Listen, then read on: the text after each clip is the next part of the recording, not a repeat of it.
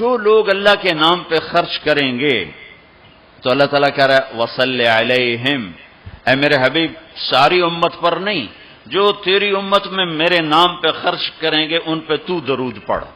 اگرچہ یہاں صلی دعا کے معنی میں ہے کہ تو ان کے لیے دعا کر، آپ ان کے لیے دعا فرمائیں۔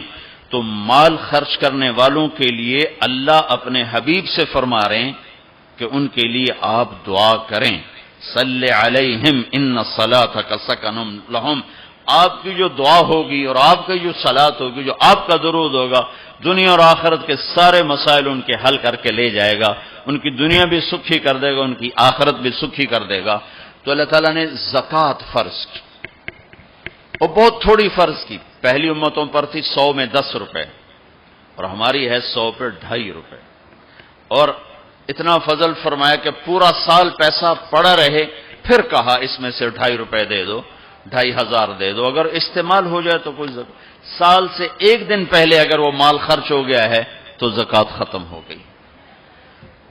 اور 82 دفعہ قرآن میں مال خرچ کرنے کا حکم آیا، 82 دفعہ، اور اللہ تعالیٰ نے ترغیب دی ہے کہ مالدار فقیروں پہ خرچ کریں۔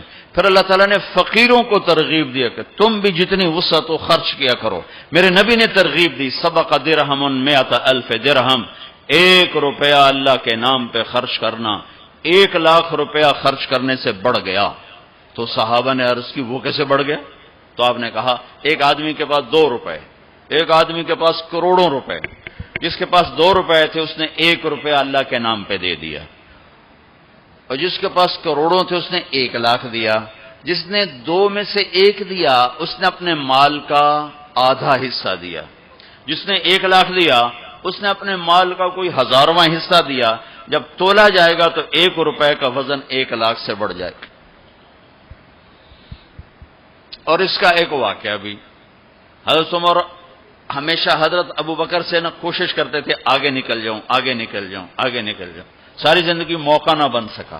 تبوک کا موقع آیا تو اللہ کے نبی نے کہا مال خرچ کرو۔ عثمان رضی اللہ تعالیٰ نے 10,000 لشکر کا سارا سامان تیار کیا، ان کی سواریاں، ان کا راشن کے لیے تھیلوں کو بند کرنے کے لیے دھاگے تک اپنے گھر سے دیے، اور 300 دینار اوپر دیے۔ تو اللہ کے نبی کی جھولی میں وہ 300 دینار پڑے تھے یوں، اور آپ ان دیناروں کو اٹھا کے یوں فرما رہے تھے ما علی عثمان اللہ یعمل بعد، عثمان آج کے بعد کچھ بھی نہ کرے تو جنت واجب ہوگی۔ تو عمر کہنے لگے آج میں ابو بکر کو کاٹ سکتا ہوں، آج میں اس سے آگے نکل سکتا ہوں کہ وہ آج کل غریب ہے، میں مالدار ہوں، تو وہ تھوڑا لائے گا میں زیادہ لاؤں گا تو میں بڑھ جاؤں گا۔ لہذا انہوں نے اپنے مال کا آدھا حصہ، آدھا گھر میں رکھا اور آدھا لے کر آئے۔ ابو بکر نے جھاڑو پھیر دیا، جو کچھ تھا وہ سارا سمیٹ کے لے آئے۔ جب دونوں پراپرٹی سامنے رکھی گئیں تو حضرت عمر کی بہت زیادہ نظر آ رہی، ابو بکر کی بہت تھوڑی نظر آ رہی۔ لہذا حضرت عمر بڑے اطمینان میں کھڑے کہ آج جیت خطاب کے بیٹے کی ہے۔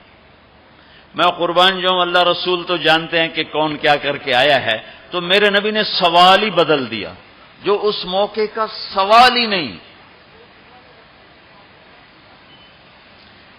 کوئی آدمی مسجد میں چندہ دینے جائے، مدرسے میں چندہ دینے جائے، کہا جی مول صاحب یہ 1,00,000 روپیہ ہے مدرسے کے لیے، مسجد کے لیے۔ آگے مولوی صاحب کہیں پیچھے کتنے پڑے ہوئے ہیں، تو کہے گا اے بھی واپس کرو، میں تو تھوڑی نیت ہے جو کوئی چکر لگتا ہے کہ تسی ٹھیکیدار ہو، مگر علی شاید ابھی پیچھے کتنے پے ہیں۔ یہ موقع کا سوال ہے ہی نہیں۔ مولوی صاحب کو چاہیے جی جزاک اللہ، یہ لیجئے رسید، بسم اللہ، پھر بھی موقع آئے تو دیتے رہیں۔ تو میرے نبی نے پوچھنا یہ تھا ابو بکر کتنا لائے ہو، عمر کتنا لائے ہو، اور یہی اس موقع کا سوال ہے۔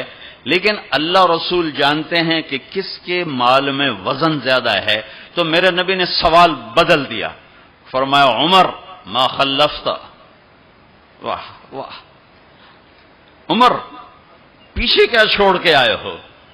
تو حضرت عمر تو وہیں دھڑم ہو گئے گا، با میں گیا، سوال سے ہی وہ پتہ چلے گا، با میری کلی اڑ گئی وکٹ۔ عمر ما خلفت، یا ما ترکت لأہلک، یہ دونوں الفاظ ہیں. پیچھے گھر والوں کے لیے کیا چھوڑا؟ تو پہلے حضرت عمر بڑے جوش میں کھڑے تھے، پھر ایک دم ڈھیلے ہو گئے. کہنے بعد جی آدھا چھوڑا ہے آدھا لایا ہوں. پھر آپ نے کہا ابا بکر ما خلفت یا ما ترکت لأہلک، ابو بکر تو پیچھے چھوڑ کے کیا آیا، بچوں کے لیے کیا چھوڑ کے آیا؟ تو انہوں نے کہا ترکت اللہ ورسول،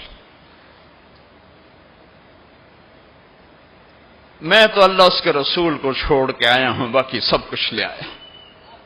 تو اس پر عمر کہنے لگے ابو بکر میں نہیں تجھ سے آگے بڑھ سکتا، کوئی بھی تجھ سے آگے نہیں بڑھ سکتا. اور اگلی سنو،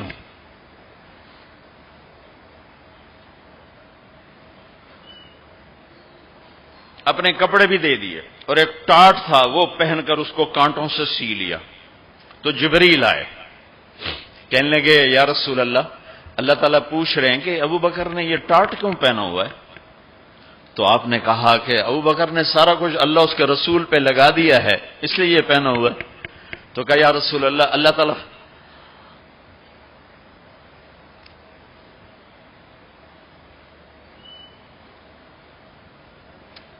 تعالیٰ فرما رہے ہیں ابو بکر سے پوچھو مجھ سے راضی تو ہے، مجھ سے راضی تو ہے، اس فخر میں مجھ سے راضی ہے؟ میں تو اتنا سفر کر کے آیا ہوں، حالانکہ ابھی 4 دن پہلے میں 12 ملکوں کا 10 ملکوں کا سفر کر کے ہوں، ساری ہڈیوں میں درد ہے. میں اس لیے آیا ہوں کہ چلو کوئی بخشش کا بہانہ مل جائے، کوئی بخشش کا بہانہ مل جائے، اللہ راضی ہو جائے. آپ سارے اس لیے حج پہ جا رہے ہو کہ اللہ راضی ہو جائے. جو سارے جہان سے کہتا ہے مجھے راضی کرو، وہ کہہ رہا ہے ابو بکر سے پوچھو مجھ سے راضی تو ہے. تو آپ نے کہا ابو بکر تیرا رب تجھے سلام بھی کہہ رہا ہے اور پوچھ رہا ہے کہ راضی ہو. تو ابو بکر کی چیخیں نکلی، میں اپنے رب سے راضی، میں اپنے رب سے راضی ہوں، میں اپنے رب سے راضی. میرے بھائیو بہنوں، زندگی ایسے گزار کے مرو کہ اللہ کو ملے تو اللہ خوش ہو کے مل رہا، ایسے نہ مرو کہ اللہ کی بارگاہ میں پیش کیے جا رہے ہوں مجرم بن کر، قیدی بن کر. تو اللہ اس کے رسول نے مال لگانے پر زور دیا. اللہ چاہتا تو سب کو مال دے دیتا، کسی کو فقیر کسی کو مالدار. مالدار کا شکر کا امتحان لیا، فقیر کے صبر کا امتحان لیا. کہ اللہ فقیر کا صبر دیکھے گا، مالدار کا شکر دیکھے گا. اور جب مالدار لوگ زکوٰۃ نہیں دیتے تو پھر عزتیں نیلام ہوتی ہیں. جب سب کچھ اپنے اوپر لگانے کا ذوق بن جاتا ہے اور اپنے ہی بڑے بڑے زیور، کپڑے، گھر، گاڑیاں. یہ بھی لاہور کا واقعہ ہے. بیگم صاحب ڈرائیور کے ساتھ گئی ہیں اور واپسی پہ کہہ رہی ہیں اسلم ڈرائیور آج میری بڑی اچھی قسمت، وہ ساڑی میں نے لی تو میں سمجھ رہی تھی 1 لاکھ کی ہے، وہ تو مجھے 75,000 میں مل گئی، بڑی سستی مل گئی.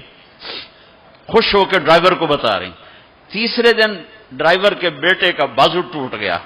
وہ آ کر کہتا ہے صاحب جی میری تنخواہ میں تو اس کا علاج ہو نہیں سکتا، تو مہربانی کر کے کچھ میری مدد کر دیں، اس کا علاج ہو جائے.